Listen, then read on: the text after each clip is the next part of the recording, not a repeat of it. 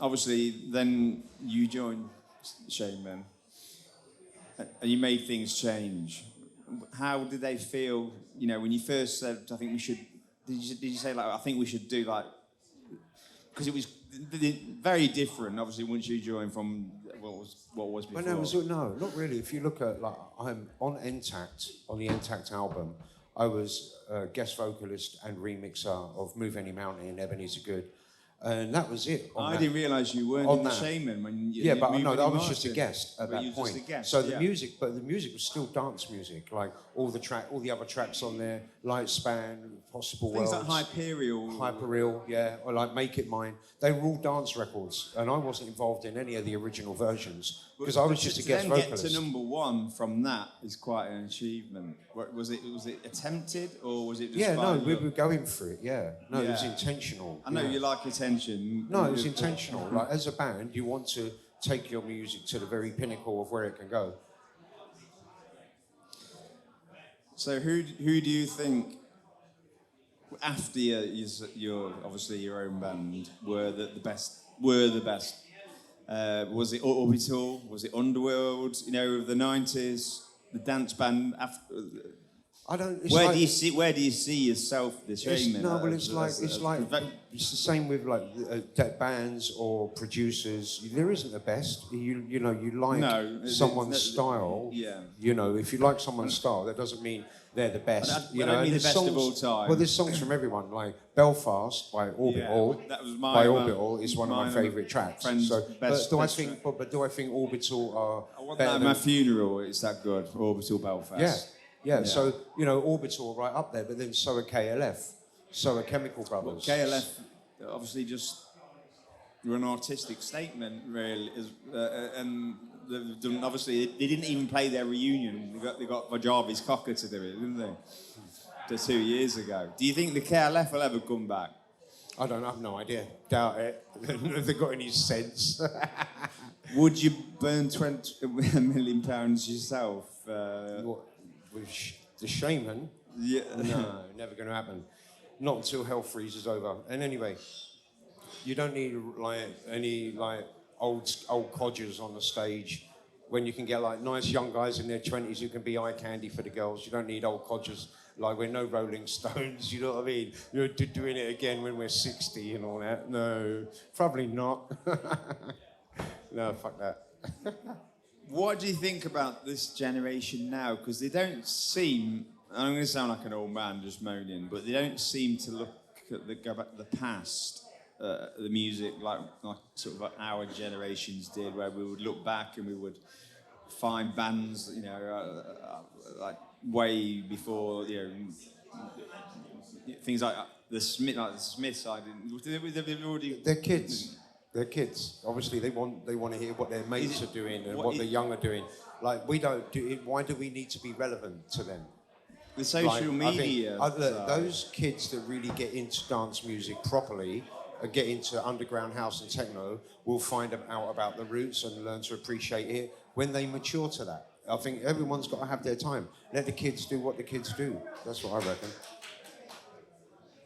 So. The obvious question, but what was the best Shamen song that you believe you made? The best song? Yeah, like which one are you most proud of? The best Shamen on my own? The best Shamen song, and then the best of your own. I don't know, I think the best Shamen song, probably the remixes of Possible Worlds. Possible Worlds? The remixes, yeah, the acid stick mix and the melodic house mix. Who did the remixes? I did. Me and Colin and myself. They were like. Remix yourself? Huh? Remix yourself? Yeah. But that was my first job. When I joined the Shamen as a full member, I said the first thing I want to do is I want to remix Possible Worlds. Were they all okay with you joining? I want to do a proper acid house version, and then I want to do a deep house version, and that was the first thing we did. So that was the first, and it's very special to me because of that, but also because it's just sick. Music is dope. How good was the E that you were on when you were on Top of the Pops? I don't know, because I was on more than one. So I want to How know if many it have was you this had? one or that one that did it. But the combination of the two was fantastic. Fucking. I highly recommend it. I think, look, if you're going to go on Top of the Pops and you're going to insist on having live vocals, because we used to call it lip stink, not lip sync, lip stink. It was like, phew, fuck that. And like we had open mics and we were on pills, and it was like, okay, what could possibly go wrong? Some people that their eyes start rolling around and stuff, and that you're not one of them. Luckily, yes. Yeah, I don't care. I've had so much fun on TV and nobbling TV crew with weed. What about that when you had that interview with Melinda Messenger? Melinda, she's such a sweetheart. Was she on a pill then? Was what? Was she on an E then as well? No, I was straight for that. I don't know, maybe. No, I think I was straight for that one. She asked you, I mean, I'll ask the same because I'm not sure people know. Where does Mr. C come from, the C? You know, that's the second time I've been asked that tonight. What I told her with Melinda, I said, am I allowed to say that on TV? Yeah. She said yes, I went, cunt. Yeah. So she's like, they bleeped it out, obviously. You're not going to let me say cunt on telly, are they? Never going to happen. So you did go around as Mr. Cunt before, and then she got short. I think she quite liked me, to be honest. She was it's one of the award, but not. I wasn't really like that much effort. Anyway, I digress. Digress. Are you looking forward to playing Ebenezer and doing Ebenezer Good live for the first time since the 90s, people? In swaddling coat. Not, and he lives in LA. He lives in LA. He's going to do it in swaddling coat for us.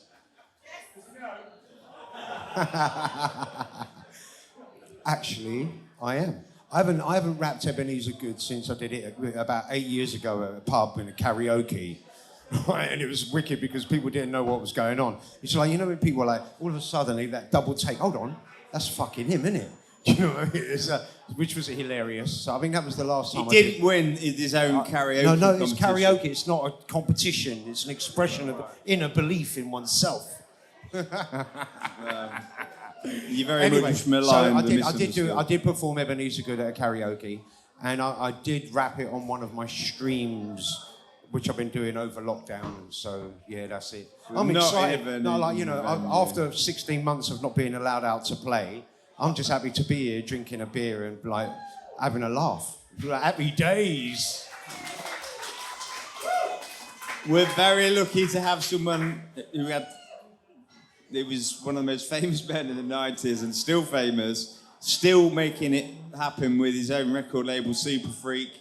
And new music is, you know, you don't just live on the past like lots. But are you sick of that being asked stuff about Ebenezer Good? No, I don't get it. I mean, like most places... Because the lyrics are genius. When I DJ, like I'm usually playing in like big clubs, some festivals, underground warehouse parties, and people know what I'm doing. They know I'm playing underground, forward-thinking music. That's what I do. That's what I've always done. So people don't ask me for Ebenezer. Very rare I get someone ask me to, because, you know, I'm throwing down underground techno. People are not. How long did it take you to write those lyrics? How long did it take you to write the lyrics to Ebenezer Good? Well, it wasn't long. Was it just yourself, or did? Yeah, I wrote the lyrics, and then Colin edited them. Yeah. And come up with some very colourful language in these edits. Yeah. So yeah, Colin's a bit of a wordsmith. So, but I wrote them. It was all ambiguous. So yeah, it was. Well, that was the whole point of the song. It was like it has to be ambiguous in every single way possible. You know, we have to... Which we all know. But to such a degree that it's not one song. It's two songs. Yeah. Yeah, so song one, it's about this guy called Ebenezer Good, who you like to have at your parties, you like to have, like, get on it, you know, you want him around. Right? The song number two is about... But be careful about Easer. Song number two is a song about a new designer drug called ecstasy or MDMA, and it's completely about what it does and what it's about as a drug in a social situation. So there's two complete songs that are different. One about a drug and one about this guy.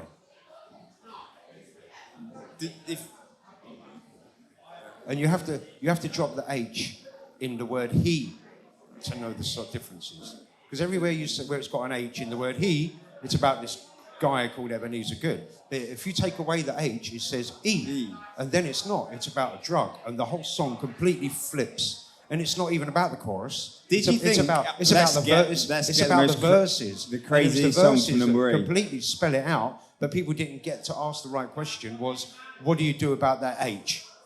Did you think you'd be... Because I don't think you got banned off anything. You know, like what happened with Frankie Goes to... No, it didn't get banned. They didn't...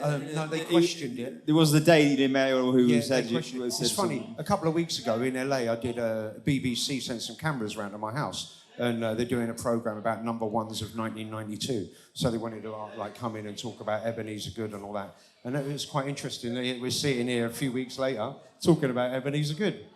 Yeah, and I think it's getting close now to you doing Ebenezer. Let's play a bit of acid house. Who's up for some acid house? Now, if you don't know, before the Shamen, he was a very influential acid house DJ. Yeah, but forget all that. So it wasn't just the Shamen. Firstly, what I want to ask is, I know that there's someone in here who's dying to ask me a question, but they think, nah, I can't, it's too much. They're the questions I really want.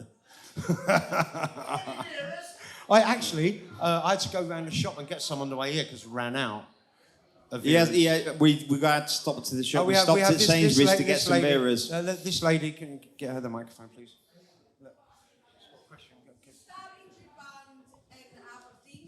Aberdeen. That's right. And then went to London. So I'd like to know more about that, please. Okay. Colin Angus started the band with three other guys in Aberdeen in 19... No. Come in. Why were you in Aberdeen? Were you at university? I wasn't there. It was the whole Aberdeen thing. The band started in 1986, and Colin was from Aberdeen, so the band was an Aberdeen band. But then Colin moved in '87. They kind of disbanded, but then Colin met Will Sinnott, and then they carried on in Glasgow for a bit, and then they moved to London, and then they met me, and that's when I joined. So I wasn't a founding member. Were they all happy about you joining? So obviously the three. Well, that's the right thing to say.